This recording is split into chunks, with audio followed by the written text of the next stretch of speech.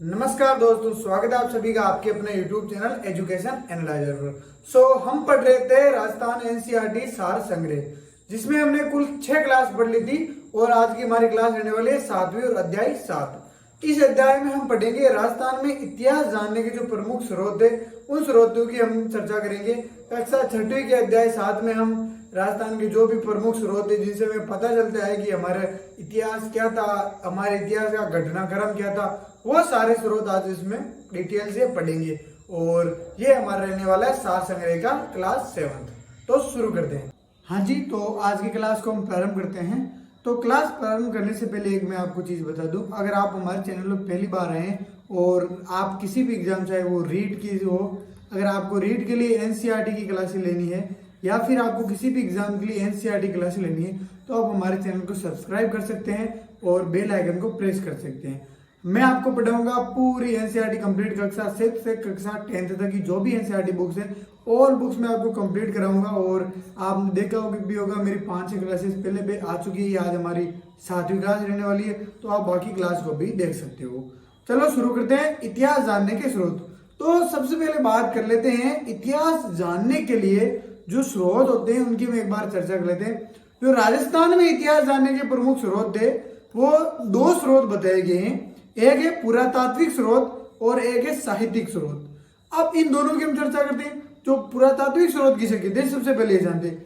जो पुरातात्विक स्रोत से मतलब है, मतलब जो पुराने समय में जो की चीजें थी उनको आज खुदाई करके पुरातत्व विभाग द्वारा, जो राजस्थान का पुरातत्व विभाग वो खुदाई करके यहाँ खोज करता है अलग अलग, तो उससे जो स्रोत प्राप्त होते हैं उन स्रोतों से, जैसे कभी बर्तन मिलते हैं, कभी मृदबान मिलते हैं, कभी उनकी बॉडीज मिलती है, कोई भी प्रकार की धातुएं मिलती है या मुद्राएं मिलती है, तो इन सभी चीजों से हमें पता चलता है कि वो जो भी सभ्यता थी या जो भी हमें किसी की जानकारी मिलती है उसके बारे में उसका इतिहास पता चलता है। तो ये हो जाती है हमारी पुरातात्विक स्रोत। अब सेकंड जो है वह साहित्यिक स्रोत। अब जो पुराने जमाने में, पुरान पाषाण काल में जो भी इतिहास लिखे गए थे, जो भी वेद लिखे गए थे, जो भी महाभारत लिखी, महाकाव्य लिखे गए थे, उन महाकाव्यों से हमें ये पता चलता है कि भाई इतिहास क्या था, इतिहास के बारे में क्या पहले ग्रंथ थे, कैसे वहां के लोग रहते थे।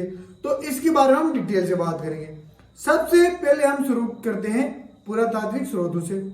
तो पुरातात्विक स्रोतों की मैं आपको बात करूं तो मैंने पहले भी कहा था, पुराने समय की कोई भी हमें अभिलेख कुछ भी मिलते हैं तो उनसे जो चीजें प्राप्त होती है वो पुरातात्विक स्रोत होती है। सबसे पहले अभिलेख। अभिलेख से क्या मतलब है कि कहीं भी आपको कुछ भी लिखा हुआ मिल जाए, पुराने जमाने में आपने मान लो खुदाई किया, कुछ भी किया और उसमें आपको कोई भी पुराने जमाने की भाषा में कुछ भी लिखा हुआ शिलालेख, अभिलेख कुछ मिल गया, तो वो क्या हो जाता है, अभिलेख हो गया, पुरातात्विक स्रोत का मुख्य पार्ट हो गया। नेक्स्ट हम बढ़ते हैं शिलालेख की बात करते हैं। शिलालेख से क्या मतलब, शिला से आप देखो पत्थर, अब जो बड़े बड़े पत्थर होते थे उन पत्थरों पर जो शिलालेख लिखे जाते थे उनको जब आज हम जब खुदाई करते हैं या पुराने हमें मंदिरों में कहीं मिलते हैं, सभ्यताओं में मिलते हैं, तो ये हो जाते हैं अपने शिलालेख, जो कि पुरातात्विक इतिहास स्रोत के महत्वपूर्ण भाग है। आज राजस्थान में बहुत सारे शिलालेख हमें मिलते हैं। बहुत सारे शिलालेखों में हम देखते हैं वंशों की वंशावली लिखी होती है, उनके बारे में जो भी उनका शासन रहा उस शासन में वो किस प्रकार थे। हालांकि ये एक प्रस्तुति रूप में मिलते हैं, केवल उनकी प्रशंसा ही प्रशंसा मिलती है हमें, लेकिन जो भी मिलता है इतिहास के बारे में हमें जानकारी मिलती है। नेक्स्ट होते हैं पाषाण शिलालेख। ये पुराने शिलालेख, बहुत पुराने शिलालेख जो पत्थरों पर लिखा गए थे वो हो जाते हैं पाषाण शिलालेख। और फिर एक स्तंभ शिलालेख। स्तंभ शिलालेख क्या होता है, जैसे मंदिर या कहीं भी कोई भी ऐसी इमारतें होती है, उन जो स्तंभ होते हैं, उनकी जो खंभे होते हैं, इन पर जो इतिहास लिखा जाता है या इन पर जो भी लेख लिखा जाता है उसे कहते हैं स्तंभ लेख। क्लियर है। अब जो भवन थे या गुफाएं थी या मंदिर थे, या मंदिर या मठ की दीवारों पर जो लिखा हुआ मिला, मूर्ति पर लिखा हुआ मिला, ये सब हो गए स्तंभ लेख। क्लियर है। अब इनका उपयोग हम पढ़ लेते हैं कि क्या इनका यूज हुआ है अभी तक।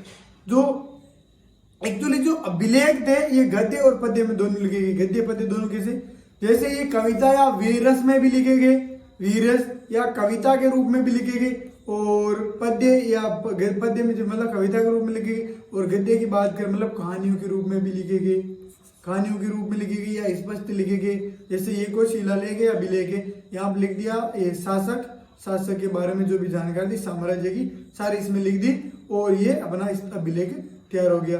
अब यही हम बात करें अगर ऐसे लिखे, ये साहित्य हो गया, इस पर ऐसे छंद लिख दिए, ये छंद छंदी लिख दिए, तो ये कवित्र रूप में लिख दिया, तो ये क्या हो गया, ये पद्य रूप हो गया। क्लियर है? चलो बहुत शॉर्ट चीजें हैं, आपको आराम से समझ में आ जाएगी। नेक्स्ट है प्रशस्ति।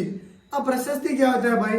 अब जो प्रशंसा में जो भी विलेख लिखा जाता है उसे अभिलेख को प्रशस्ति कहते हैं। जैसे कोई आप मान लो कोई वंश था या नगरी किराडू या गढ़ियो लागा, कोई भी वंश था। अब इन्होंने क्या किया, जो घड़ियालो अभिलेख है, कौन सा अभिलेख? घड़ियालो अभिलेख। अब घड़ियालो अभिलेख में जो प्रतिहार वंश था, कौन सा वंश? प्रतिहार वंश।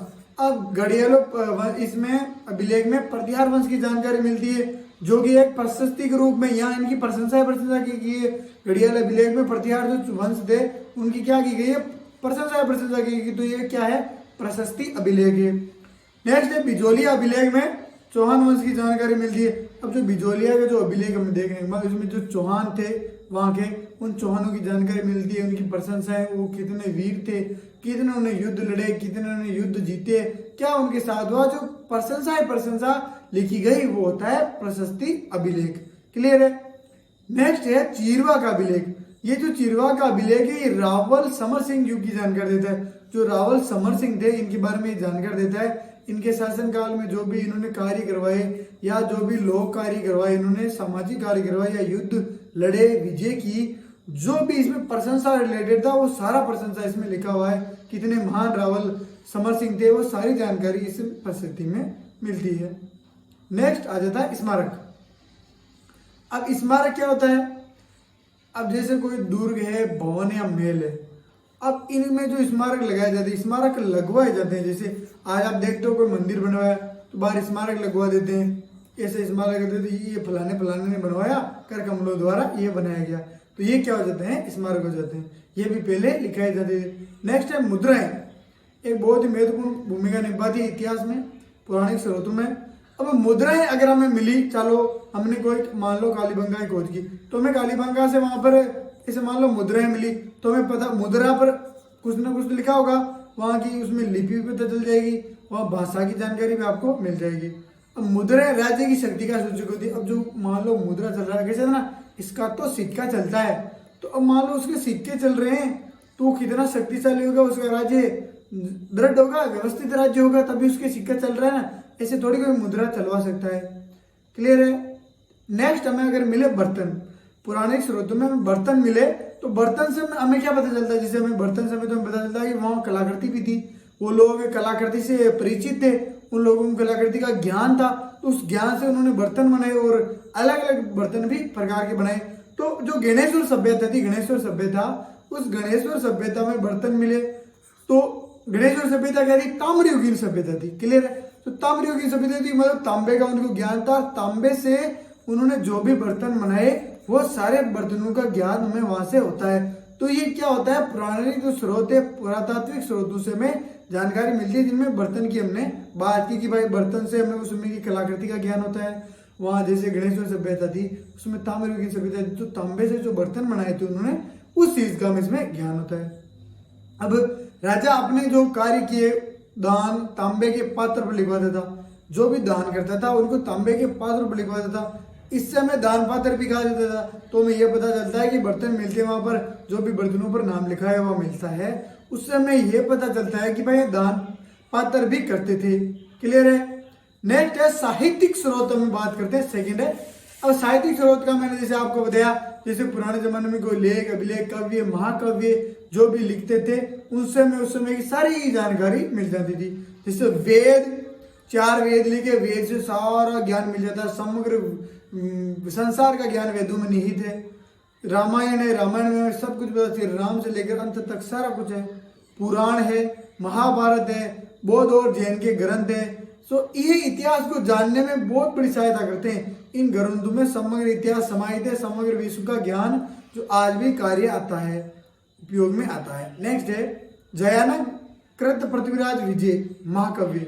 अब जो जयानक कृत था वो पृथ्वीराज महाकाव्य था, उसमें चौहानों की उपलब्धियों की जानकारी मिलती है। भाई चौहान कितने महान थे, क्या इनकी उपलब्धियां थी, सारी कुछ इसमें मिलते हैं। देखिए जो भी मैं आप सोच रहे होंगे, जो भी मैं इतिहास में से मिला है कोई ऐसा राजा थोड़ी तो बुरा लिखाएगा अपने बारे में, गलतियां कोई नहीं लिखाएगा, उसके जीवन काल में उसने क्या हारा है थोड़ी कम लिखाएगा, परिस्थितियों के रूप में ही वो लिखाएगा।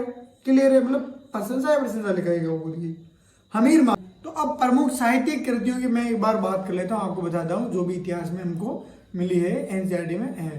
तो पृथ्वीराज रासो, अचलदास खींची की वचनिका और पद्यनाथ कृत कन्नड़देव प्रबंध, बाकीदास की ख्यात और दयालदास की ख्यात और नैन सिरी ख्यात।